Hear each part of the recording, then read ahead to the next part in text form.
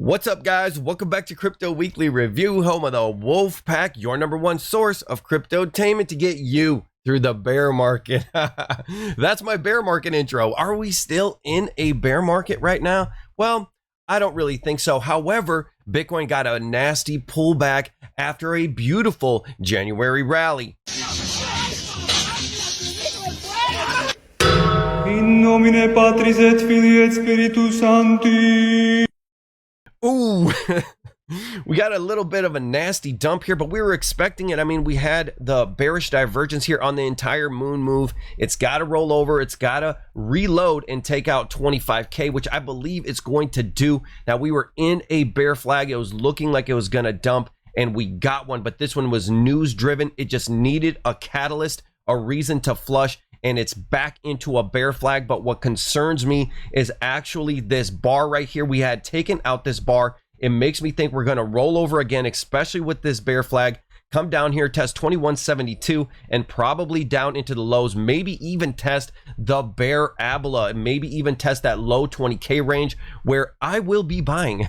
I will definitely be buying because I think the overall trajectory is up and I am accumulating for the next bull market. Now, this dump right here, Silvergate, is concerning because everyone thinks that Silvergate is going to be bankrupt. Silvergate is a bank that does transactions for fiat with a lot of crypto companies, a lot of them including BlockFi and FTX that had major exposure. They delayed their 10K filing to the SEC, so we don't really know what their financials are. They need more time to sort it out. It's looking like a bankruptcy. Who is involved? Who has exposure? Coinbase. Everybody has exposure to this thing, making the market freak out that we're going to have another liquidity crunch in cryptocurrency, that the liquidity crunch is not over. So we've chosen some of the most trusted names in the space to work with us to help provide this for free. So BlockFi and Silvergate have teamed up to partner this so we can bring this to all of you. Silvergate is involved with absolutely everybody in crypto and including Michael Saylor. You do work with Silvergate Bank. It's issued loans to MacroStrategy, which is your subsidiary that focuses on Bitcoin, collateralized by Bitcoin to buy more Bitcoin. Michael Saylor says he'll continue to work with Silvergate even amongst a fraud probe.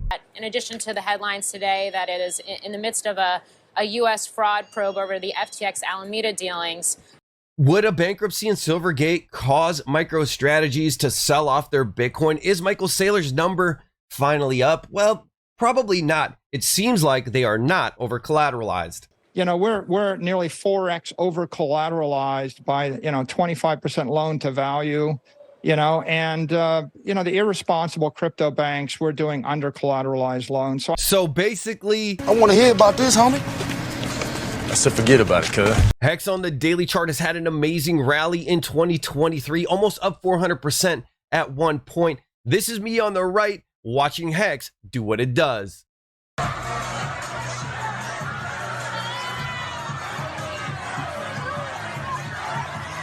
Try to stay calm. I'm not here to make you FOMO. I'm not an emotional trader, but Hex did have a good clean pullback. We had a nice typical bull flag right here. Bounce off the 377 exponential moving average, now at resistance at 7.1 cents. If we can break above here, we're definitely testing the highs at 7.6 cents, and we're looking at 8 cents right now. Hex, of course, is completely news driven. We're all waiting for Pulsechain version 3. I feel like the sync should have been finished by now. We haven't got any updates. And also, there's been a lot of activity in Pulsechain in the GitLab. You can see that Richard was in here yesterday and he hired a new dev. We also have a guy that is completely blocked. Where has he been? Now, this dude right here, it looks like he is off of this, but we did have a member that was completely blocked out of here. So we lost a dev, we gained a dev.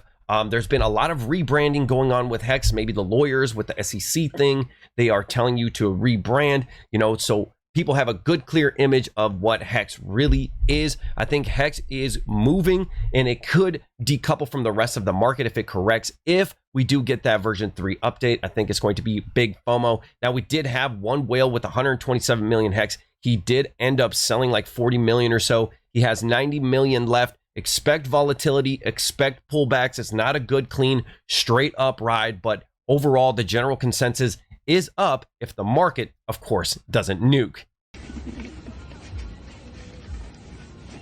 What the fuck?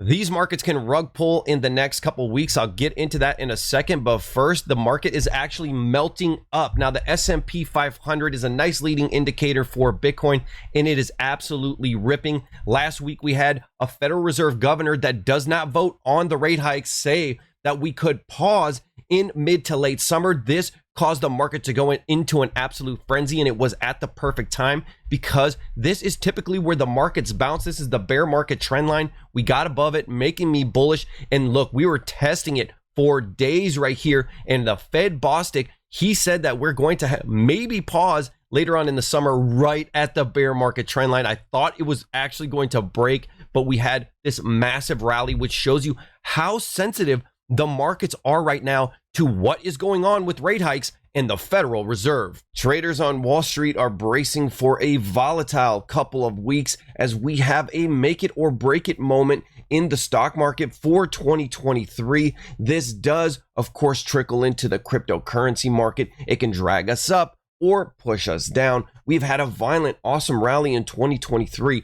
Will that continue? We were expecting that inflation data is going to come back better than expected and under control, but it came back sticky and stubborn. On March the 7th and 8th, the Committee on Banking, Housing, and Urban Affairs will meet with Jerome Powell in the semi-annual monetary policy report. Basically, Jerome Powell is going to have to sit and testify in front of Congress, explain to them why inflation is heating back up all across the board. Now, he has been known to be extremely hawkish and very, very strict when he is testifying in front of Congress. We have seen how sensitive these markets are. When Fed Bostic said the word pause to a reporter off the cuff, we've seen a massive rally in the S&P 500. Is this going to be the inverse of that? Are we going to dump? Are we going to get some bad news from Daddy Powell? It seems that the soft landing is a lot harder than we expected. Keep coming down, man. You got it. Keep coming down.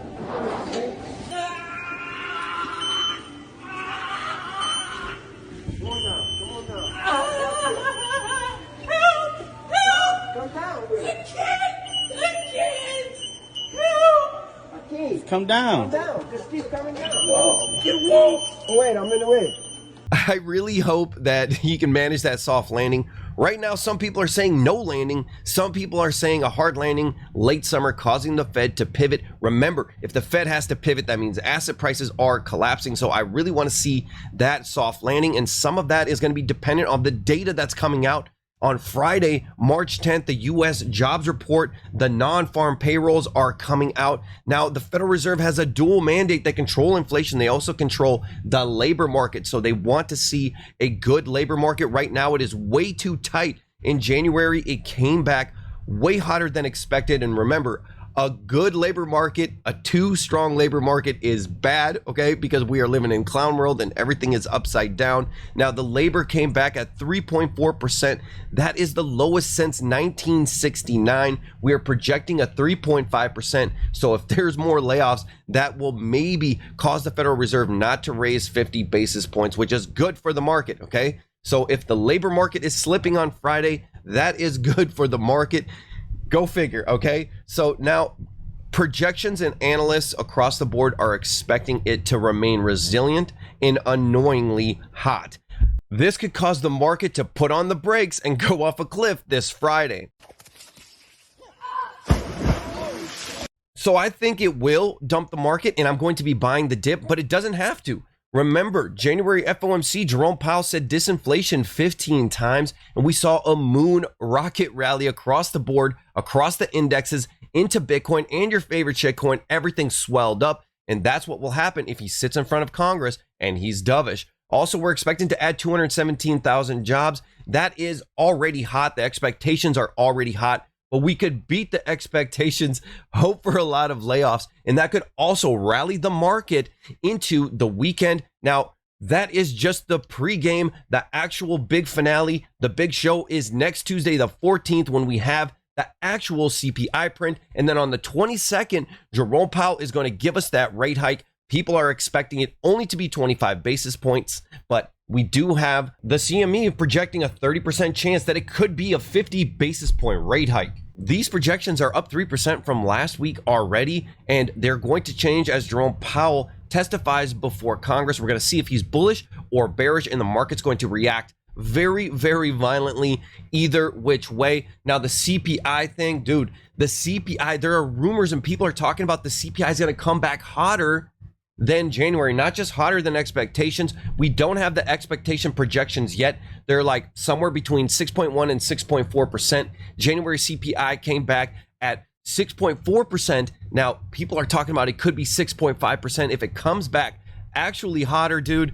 That is a very, very bad sign, likely to dump the market, and I will be buying that dip. In fact, if we dump the market right there, I'm probably going to be 90% in the market with the 10% just in case we have some crazy flash crash later on. Now, there are plenty of really great channels that discuss crypto and stuff. I discuss crypto and macro. You can tune into Crypto Weekly Review and get a short synopsis on what's happening with the macro markets, because they are a crystal ball into what's going to happen in the crypto market space. We are just doing what we always do on this channel. We also have the MT Gox creditors finally getting repaid. This is going to start March 10th. That's $3 billion in BTC, 137,000 BTC are going to be coming unlocked this summer, starting March 10th. What are those creditors going to do? Are they going to sell and ball out? You hear me? You got one house right here, two houses right here, three houses right here, four houses right here, five houses right here, maybe two houses right there. You feel me? Now, the Shanghai update, which is going to unlock 20 billion in ETH, is actually delayed 2 weeks into April. So that is a good thing. It would suck if everything lined up. Crazy rate hike. We have MT Gox and ETH unlock. It could be a nasty, nasty flush. Now, look, there's plenty of YouTuber guys that'll feed you all the FOMO. I'm just keeping it based in reality right here. We could see some crazy market volatility in the next couple weeks, but this will determine what 2023 is going to be looking like after this. So this is make it and break it time, guys. Enjoy the ride, eat popcorn, okay? Now, look, I am actually going to El Salvador on a holiday. I will be doing some live streams. I'm going to be in Bitcoin Beach. I'm going to be making videos and stuff like that. It should be fun. I should have some pretty decent interviews and stuff. So like and subscribe, join the Wolf Pack, and I'll see you on the next one. Peace.